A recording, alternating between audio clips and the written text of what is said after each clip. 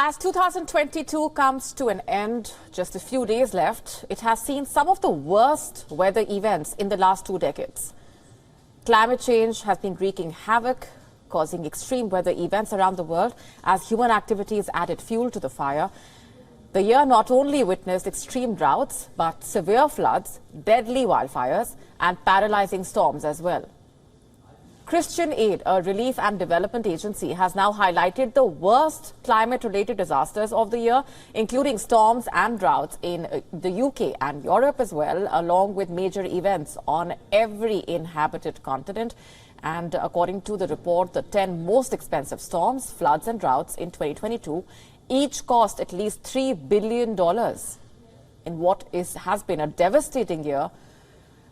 The report stating that Hurricane Ian caused the biggest financial impact, some $100 billion, when it hit the US and Cuba in September. Moreover, the death toll during the hurricane surpassed the 100 mark while displacing more than 40,000 people. On the other hand, the biggest impact in terms of human costs being the floods in Pakistan. They happened in June to September. The scientists found they were significantly caused because of the climate crisis. Moreover, the floods in Pakistan resulted in more than 1,700 deaths and displaced some 7 million people. While the financial costs of the floods were estimated to be more than $30 billion. Moreover, Europe's drought this summer, which was also caused more likely because of climate change, racked up costs of $20 billion, hitting crop yields, driving up the prices, affecting energy plants and disrupting shipping. While floods in Australia that happened in February to March led to 27 deaths, displacing tens of thousands of people and costing billions of dollars in financial impact.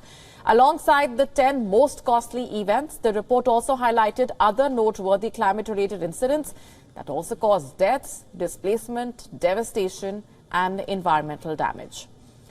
This includes floods in Malaysia, Brazil and West Africa, heat waves in India and Pakistan, the Arctic and Antarctica, wildfire in Chile, storms in Southeast Africa and the Philippines, and a tropical cyclone in Bangladesh. As well as long-running drought in the Horn of Africa, where millions of people are struggling to survive in the region. The droughts have led to poor agricultural produce that has put millions of people, including children, on the brink of malnutrition, as well as force them to migrate from their homes in search of a better livelihood. Moreover, with the clock ticking and the time slipping by, global leaders have set ambitious climate goals to combat the climate crisis. The United Nations recently concluded its Biodiversity Summit in Canada's Montreal, where delegates from scores of countries pledged to protect 30% of the planet by 2030, along with 23 other targets to protect the biodiversity. While in November, the climate conference, or the COP27, was held in Egypt, where scores of nations agreed to lower the rise in global temperature by reducing their emissions, as well as agreeing to make a loss and damage fund that will help the so-called poor and developing nations to combat the wrath of climate change. But the immediate question that arises is, are these promises of any use at all? Greenhouse gas emissions are still rising. Crippling heat waves have become the norm. Global temperatures in 2023 are set to be among the hottest on record. And the Earth's 6th mass extinction has already started. So where are we headed? Are we really concerned about our future? And will we take strict actions to combat the climate crisis? Or will it be just all talk and no action?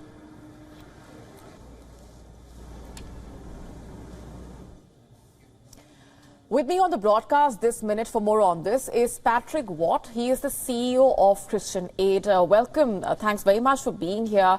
Now, we have some sense of the cost of the climate crisis and the impact, of course. Can you reflect upon how the poorer nations that are more vulnerable to climate change have been suffering the most as a result? The case in point being the Pakistan floods, also the drought in Africa. So thank you for having me on the show. And I think the injustice that you refer to, the fact that the countries that are the largest emitters, both currently and historically, are having an effect on climate vulnerable communities in countries that have contributed very little to climate change. I think that issue, that kind of injustice, came to the fore at the UN Climate Summit, COP27 in Egypt last month.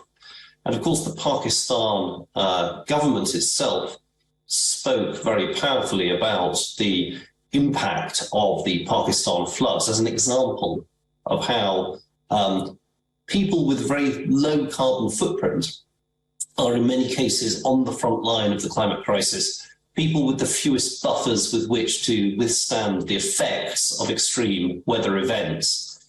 And if we are to find a way forward out of the climate crisis, we need, on the one hand, to tackle carbon emissions, we need to mitigate, we need to, as much as possible, stick to the 1.5 degrees Paris target, but we also have to invest in adaptation and compensate affected communities for loss and damage.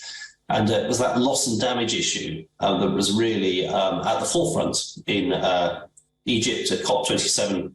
And of course, there was this new funding facility, the loss and damage facility, that was launched there, recognizing that affected communities in the poorest countries do need, both from a practical point of view, but also as a matter of justice, to receive compensation for the effects that they are feeling from the climate crisis.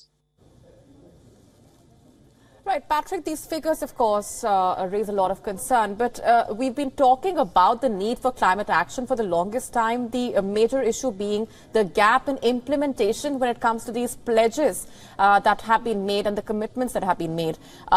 What do you think needs to be done immediately on that front?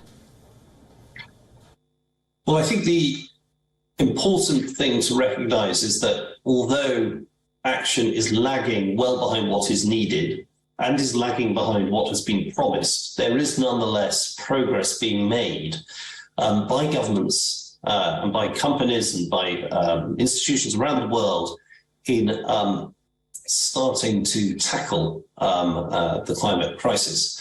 So there is a foundation on which we need to build. We're not starting from zero, and it's not the case that no action has taken place, but it's too little at the moment, and it's happening too late. So we need to see an intensification of effort. We need to see existing commitments delivered on. We also need to see, in many cases, new additional commitments being made by governments around the world that haven't so far stepped forward with sufficiently ambitious national plans, the nationally determined contributions in UN parliaments. And we need to see the funding of both the loss and damage facility that was launched in Egypt and the funding of the 100 billion a year commitment for climate finance that was made several years ago and hasn't yet been fulfilled completely. So on all of those fronts, on action, on carbon emissions, on investment in adaptation and resilience and loss and damage, we need to see governments stepping up to the plate and collaborating with each other, because this is a collective action problem. You know, we can't have a government in one country taking action if you have another government in another country sitting on its hands. By definition, the climate crisis requires a coordinated collective response, and for that we have to put aside whatever other political differences might exist and get around the table. Right, Patrick, we're leaving it there for the moment. Thanks very much for being here on the broadcast and sharing those perspectives.